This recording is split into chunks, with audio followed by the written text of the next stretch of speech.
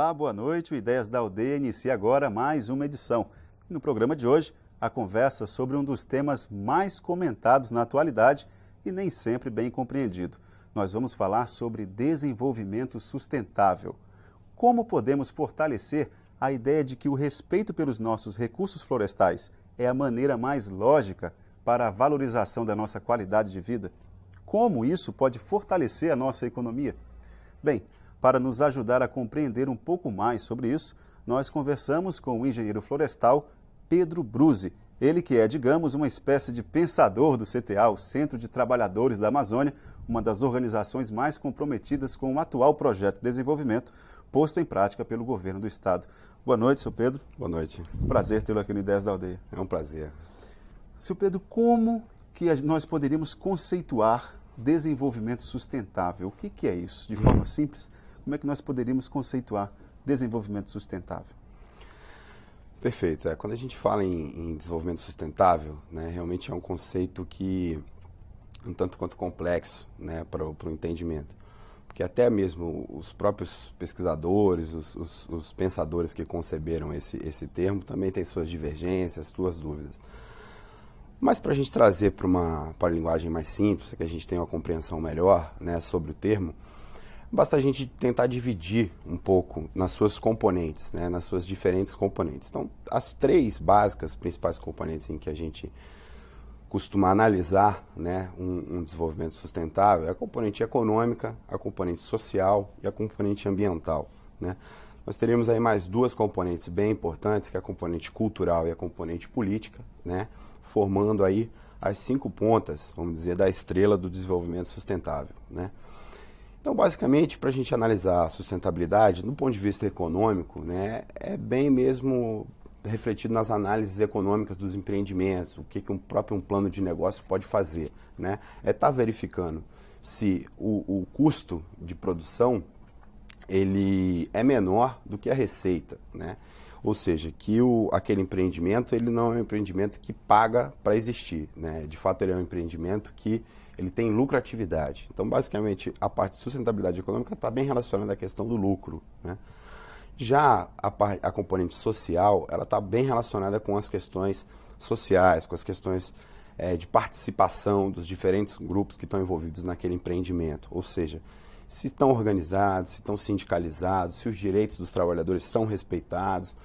Então, dessa forma, que estando garantida a participação dos trabalhadores e os direitos trabalhistas daqueles trabalhadores, subentende-se já uma sustentabilidade social.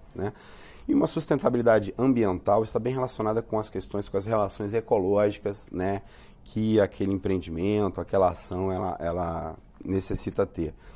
Então, nessa questão ecológica, basicamente nós temos que estar observando a questão das populações. Dentro de uma floresta existem diversos tipos de populações e diversos tipos de espécies. Então, caso aquele empreendimento garanta, assegure, ou pelo menos tenha indicadores que venham a assegurar, que demonstrem preocupação com a manutenção daquelas espécies, que aquelas espécies elas não venham a entrar em extinção devido àquele empreendimento. Quando isto é posto no papel, geralmente o documento que traz isso é um plano de manejo, um relatório de impacto ambiental. Esses documentos eles atestam, de acordo com os critérios ali analisados, que há uma sustentabilidade ambiental. Também é importante levar em consideração a água, o ar, outras componentes físicas que fazem parte aí da questão ambiental como um todo. Enfim, e a questão da sustentabilidade política passa muito pela essa questão realmente de se há uma participação, se aqueles grupos sociais eles estão representados politicamente, se eles discutem, se as suas reivindicações elas são levadas de fato para os gritos que ocorrem em Brasília, para as manifestações, se há um fortalecimento político dos conselhos locais, dos conselhos que ocorrem dentro das unidades de conservação, enfim. Toda essa rede política, não só a política partidária, também a política partidária, mas incluindo também a política sindical, a política dos trabalhadores, a política das organizações de base, Também, aí, nesse sentido, quando esse fortalecimento político ele é notado, ele é percebido, ele ocorre, também indica uma sustentabilidade política, né? Pedro, quais os riscos que uma comunidade pode correr, ou que determinado núcleo que esteja na floresta corre, caso não se sinta representado por um sindicato? E, no atual modelo de desenvolvimento, quais riscos uma comunidade corre em não participar definitivamente de um sindicato, estar associado em grupo? Que riscos uma comunidade pode correr em relação a isso? Bom, interessante, muito interessante essa pergunta. É um risco que a gente, vamos dizer, vivencia, não é nem um risco, vamos dizer, é um fato real, né, que as comunidades muitas vezes enfrentam. Porque em muitos casos, né, acaba que a associação, né, a figura jurídica da associação que surgiu, né, na nossa grande área rural, na nossa floresta, né, muito após a falência do sistema seringalista, né, de grande opressão. Então o barracão aos poucos foi sendo substituído pelas associações, né? Não é bem o termo correto, sendo substituído, mas de fato aquele papel, né, de organizar o consumo e a produção foi saindo do barracão e muitas vezes sendo assumido pelas associações. Então, com isso, muitas vezes a pauta política, né, é discutida na associação, a pauta da produção é discutida na associação, então diversas pautas ficam concentradas na associação. Como a associação não é o órgão que tem o poder, vamos dizer, de encaminhar aquelas reivindicações, muitas vezes ficam no limbo, né, ficam perdidas e aquelas reivindicações elas não avançam, fica naquele só se discute, mas não tem resultado. Quando há uma organização e que essas pautas elas são discutidas em reuniões do sindicato, ou que o próprio grupo local possa estar organizado talvez num conselho, ou mesmo naquele grupo da associação, vamos dizer, eles marquem um dia para discutir com o sindicato a pauta política deles, teriam muito mais reflexo, né, disso, ou seja, as reivindicações dele poderiam de fato estar sendo encaminhadas para os devidos pleitos, para a Assembleia Local, para Brasília, para que aquelas reivindicações dele de fato elas recebam a ressonância necessária. Mas isso já não é feito, Pedro? O governo do Estado, de certa forma, já não mantém, já não encontra um elo que possa juntar as decisões ou as demandas das associações e das populações extrativistas com o poder público? Assim, alguns órgãos do governo, o próprio trabalho do CTA também não é um pouco isso, não? Não, assim, é inegável, né, vamos dizer, todos nós, cidadãos acrianos, né, não só os que estão nas cidades, mas os que também vivem na floresta, percebem, né, os resultados dessa política, né, desses 7 anos, né, de gestão com o nosso atual governador, né. O governador Jorge Viana, sem dúvida, vem desempenhando um trabalho muito bom, um trabalho concreto, né, um trabalho transparente e que todos vemos o reflexo, né, desses benefícios, tanto nas cidades quanto no campo.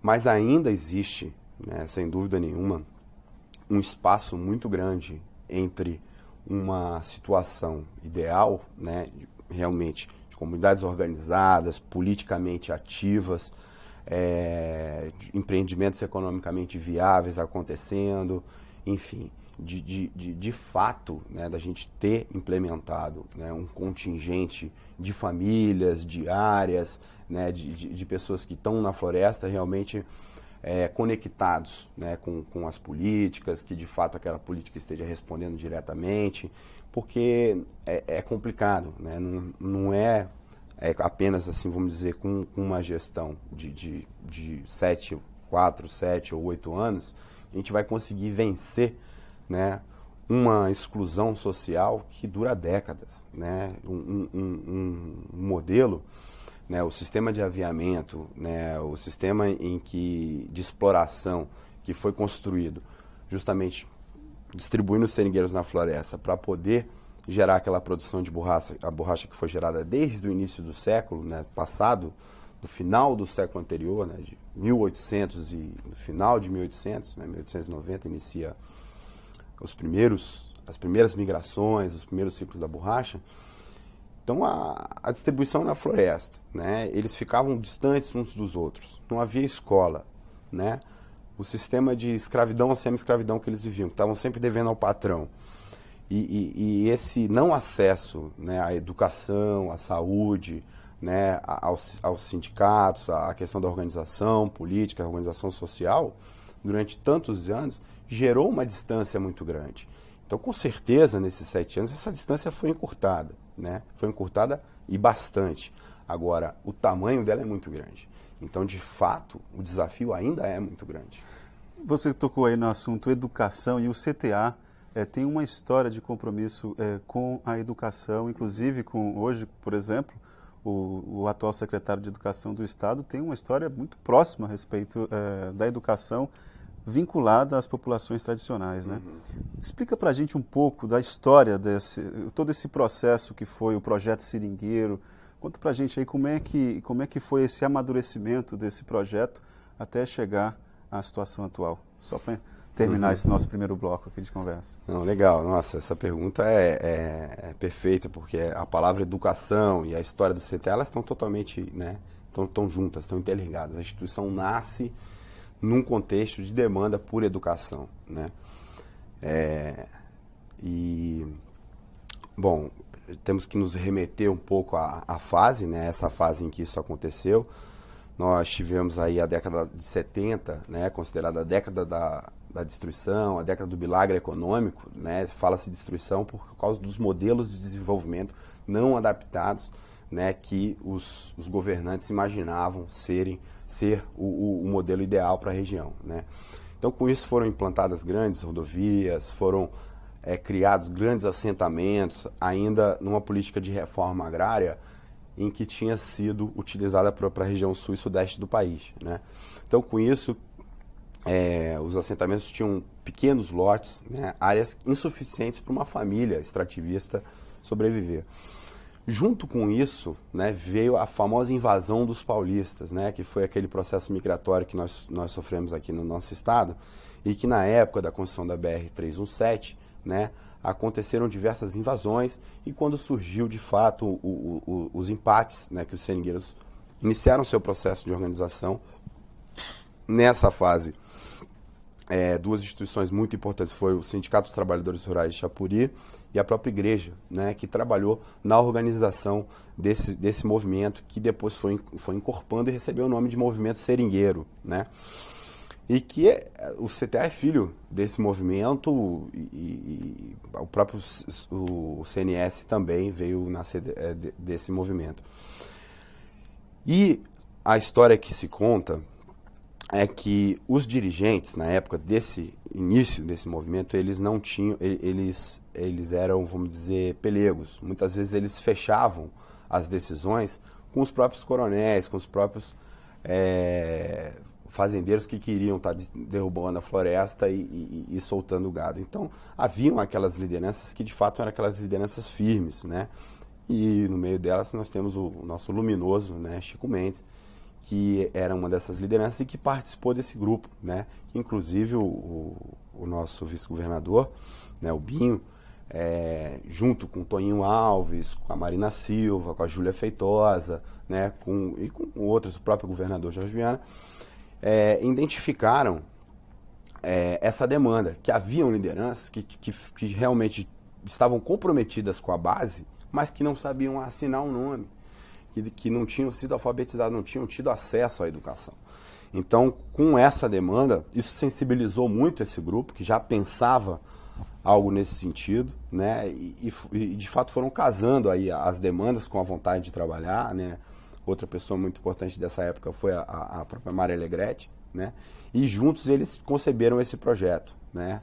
O projeto Seringueiro, em que consistia basicamente em criar, né, com base na metodologia Paulo Freire, escolas na floresta, né, porque até então só haviam escolas nos municípios, na zona urbana, e nas florestas, onde estavam de fato as populações que representavam aquele movimento que vinha fazendo os empates, que vinha defendendo a floresta, enfim, que vinha construindo essa linda história que o Acre tem, não tinham ainda acesso à educação. Então, com isso, esse grupo concebeu uma proposta que pudesse construir essas escolas, mas que fosse diferente das escolas públicas, que já haviam, vamos dizer assim, do modelo que já havia, e que partisse do conhecimento deles, da cultura deles. Ou seja, assim, os exemplos, os métodos, os livros didáticos, enfim, todos os, vamos dizer, os instrumentos e as ferramentas de ensino fossem construídos a partir já dos saberes locais. Com isso foi concebido o Projeto Seringueiro. Algumas lideranças foram trazidas, né, para a cidade, aquelas que tinham uma vocação em ser professores. Na cidade eles receberam o ensino fundamental, né, e retornaram já para os seringais na condição de professores, com todo o acompanhamento pedagógico do CTA, né, e o CTA também estruturou, né, dentro desse projeto já havia recursos aí para estar estruturando as escolas, a parte física, e também garantindo aí a merenda escolar. Então, juntando essa receita, tivemos aí o projeto Seringueiro, e que teve um sucesso muito grande. Vamos dizer assim, é o projeto coqueluche da instituição, é o projeto que a gente tem o maior carinho, o maior orgulho, é um projeto muito bonito, recebeu diversas premiações internacionais, prêmio Unicef, prêmio Itaú. Em 1990, para a gente ter uma ideia, nós estávamos com 1.000 alunos matriculados, 51 escolas de 32 postos de saúde estruturados, né? Logo depois, o projeto Seringueiro ter sido iniciado, né, que ele inicia basicamente com a criação da instituição em 1983, e em 86 é iniciado também o programa de saúde, que na mesma linha das escolas procurou estruturar os postos de saúde, capacitar também as lideranças, as pessoas que tinham vocação para trabalhar com saúde nas áreas extrativistas, né? Isso com o apoio do governo do estado, né? O governo do estado, nessa época, né, eu também não tenho um conhecimento bem detalhado, mas se eu não me engano, não havia essa convergência que há hoje, né? Provavelmente, nessa época, o contexto político era bem diferente, né? E com certeza, a história que a gente escuta é que o CTA, as lideranças, o movimento, ele não era nem ouvido, não era nem recebido, né, pelo IBAMA, possivelmente pelo IMAC ou pelas estruturas de governo nessa época, né? Ainda havia um conflito muito grande de interesses, né, entre o movimento e o poder público naquela época, né? Então, muitos que vivenciaram aquilo trazem para nós essa análise de que, como hoje, né, nós temos aí a ministra Marina Silva, que fazia parte desse movimento, que brigava para ser recebida por um gerente, um superintendente do IBAMA, e que hoje ela indica, né, o superintendente do IBAMA na posição de ministra. Então esse movimento realmente ele foi muito vitorioso, né, e aproximou bastante o poder público da base, né, das populações, mas que naquela época, de fato, era conflito. Pedro, nós vamos fazer um breve intervalo e voltamos em instantes. Perfeito. Bom, depois dessa análise, não saia daí, nós voltamos já com mais análise a respeito de educação e populações tradicionais.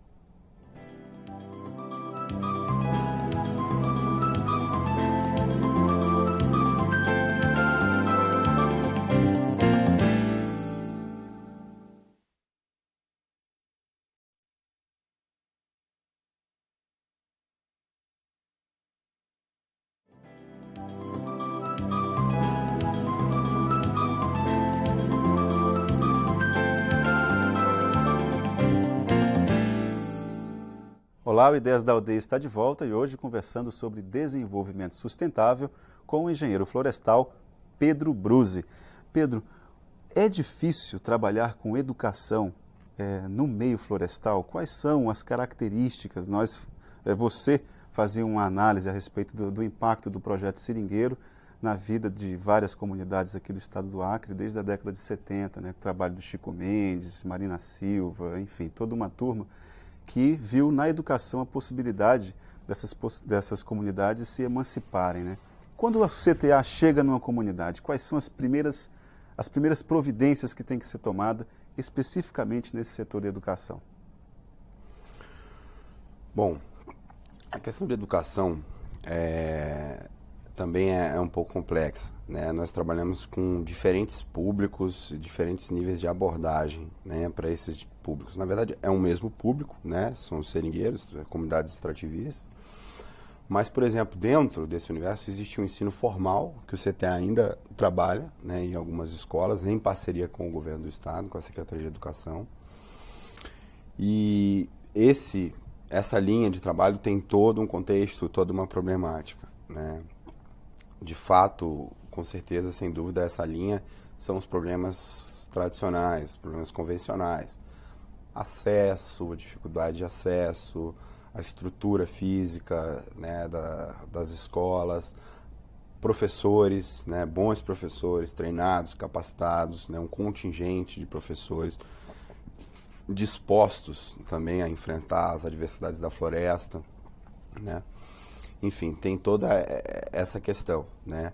E também a necessidade de desenvolvermos novas formas de ensino, né? Como a própria escola da alternância, né? Em que os alunos... Pedagogia da alternância. Pedagogia da alternância, né? Que os alunos passam um período na escola e um outro período eles podem estar em casa.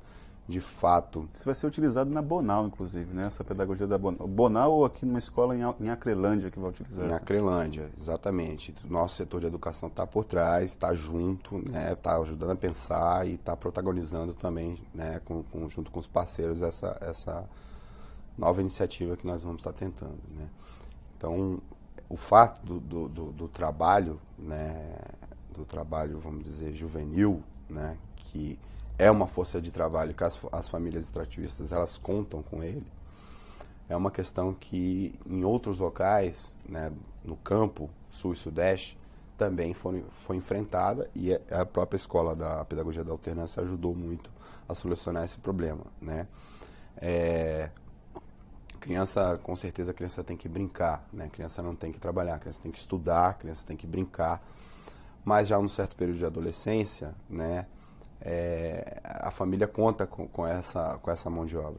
E com esse tipo esse método de ensino, dá o tempo do adolescente trabalhar, do adolescente estudar, do adolescente brincar, enfim. É uma proposta que busca conciliar, né, esses interesses. A pedagogia da alternância, ela prevê o quê? Que o aluno ele fica em regime de internato, é isso? Por um determinado período, exato. Depois vai para a comunidade. Exatamente, depois ele retorna, né? Eu não tenho exatamente os dias, mas se eu não me engano são 15 a 20 dias na escola e 15 a 20 dias em casa, né? Eu não tenho. Aí aplica em casa o que aprendeu na escola. Exatamente. Com os pais. Exatamente. E passa também por um acompanhamento, né? Muitas vezes ocorre um acompanhamento. Enfim, é toda uma proposta, vamos dizer, adaptada, né, para essa situação que a gente vive, que vem sendo desenvolvida. O CTA, ele está presente em quantos estados da Amazônia? Não, o CTA ele é uma instituição genuinamente acreana, né? Por que ele é acreano? Que tem seu foco de trabalho no Acre. Bom, o CTA nasceu nesse contexto acreano de revolucionário, né? Que o Estado tem essa marca, né? O amor à floresta, o amor à bandeira, o amor ao hino.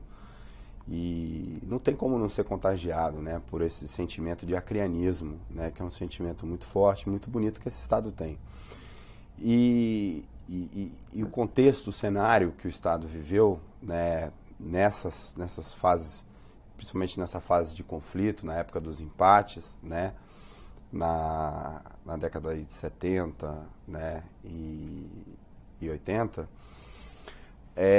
a questão que girou em torno da criação das reservas extrativistas, né, realmente foi uma questão que teve, né, sua parte trágica, né, o martírio não só do Chico, mas de diversas outras lideranças, né, que ainda nos dias de hoje ainda ocorre, né, esses conflitos no campo, pelo país afora.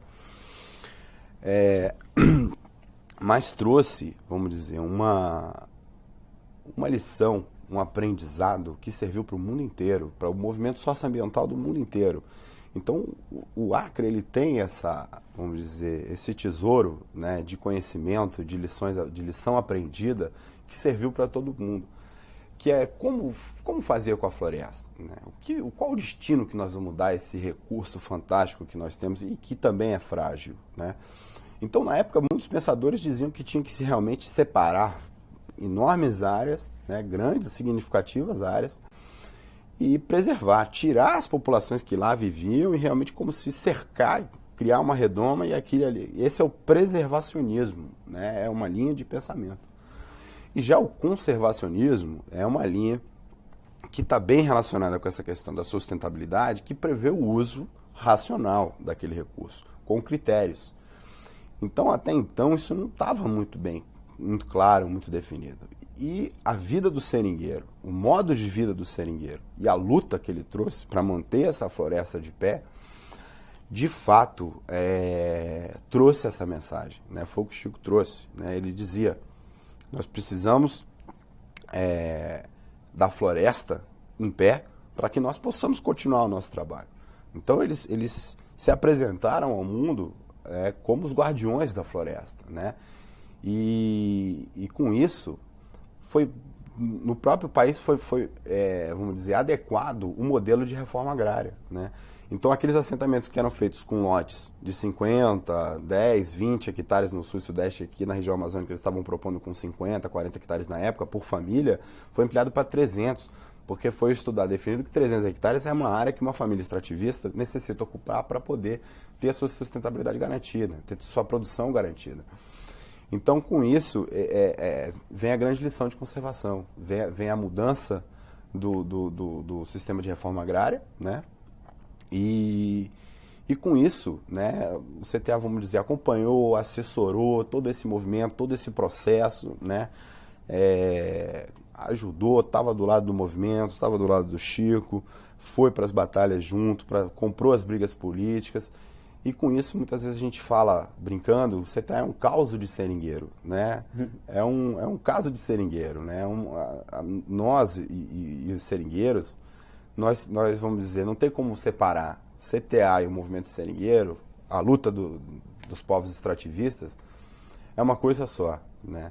Então, o CTA sem as populações extrativistas, sem os seringueiros, sem as lideranças que nos acompanham, que nos fortalecem, que estão do nosso lado, ele não teria sentido algum. Então, por isso, nós somos genuinamente acrianos, trabalhamos aqui, mas, sem dúvida nenhuma, nós temos algumas metas. O interesse, o desafio de, com isso, consolidando esses trabalhos, né, trazendo o manejo florestal comunitário, técnicas, né, o professor Rê gosta de chamar de neoextrativismo, que a gente chama de manejo florestal comunitário de uso múltiplo, é o conceito, um pouco comprido no nome, mas é simples, né, ou seja, são técnicas que trazemos para garantir aquela sustentabilidade que eu expliquei no começo, econômica, social, ambiental, política e cultural, para garantir que essa sustentabilidade ocorra. Então, junto com as comunidades, com os seringueiros, nós construímos, né, técnicas, viemos desenvolvendo ao longo desses últimos 10 anos,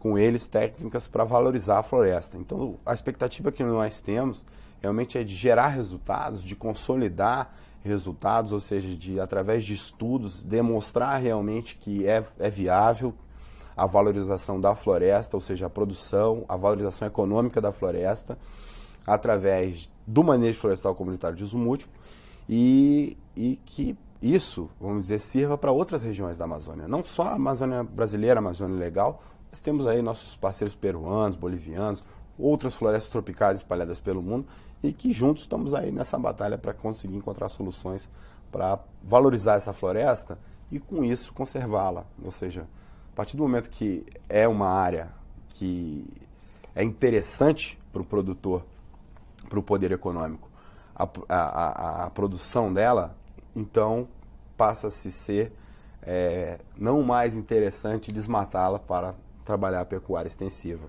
E com isso a floresta pode estar ganhando terreno e, de fato, está cumprindo o papel ambiental, o papel social, o papel cultural que a gente espera dela e econômico.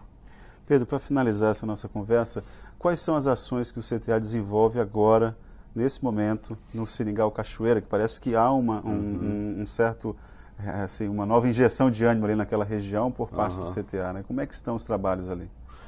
A região do Cachoeira é uma região muito simbólica, né? Chico morou por lá e atualmente nós estamos com um novo programa, né? Chamamos de Programa de Formação Integrado, né? E esse programa, ele é em cooperação com a Fundação MUR, né? E em parceria, né, com o Governo do Estado, né, através da Secretaria Executiva de Florestas, né, e o IMAC. Temos a SOS Amazônia, e o WWF Brasil também como nossos parceiros nessa nova empreitada, né? E esse programa, ele prevê, né, é um programa inovador, é inédito, né, de se trabalhar com a assistência técnica, ou seja, técnicos da CEATER, técnicos do INCRA, técnicos de iniciativas privadas que trabalham com o manejo florestal comunitário. Ou seja, né, um público de extensionistas que já trabalha com o manejo florestal comunitário ou que deseja trabalhar, né, e com os comunitários, os agentes, aqueles agentes de transformação local, que fazem os inventários, que fazem a parte operacional do manejo na comunidade. Então, juntando esses dois públicos num mesmo local, com muitas vezes abordagens juntos, né, coletivas dos dois grupos e também abordagens separadas, né? Certos momentos são trabalhados os técnicos separadamente dos agentes, que a gente chama. Os agentes, quando a gente fala agentes, são os comunitários. E os técnicos extensionistas são esses que eu citei inicialmente.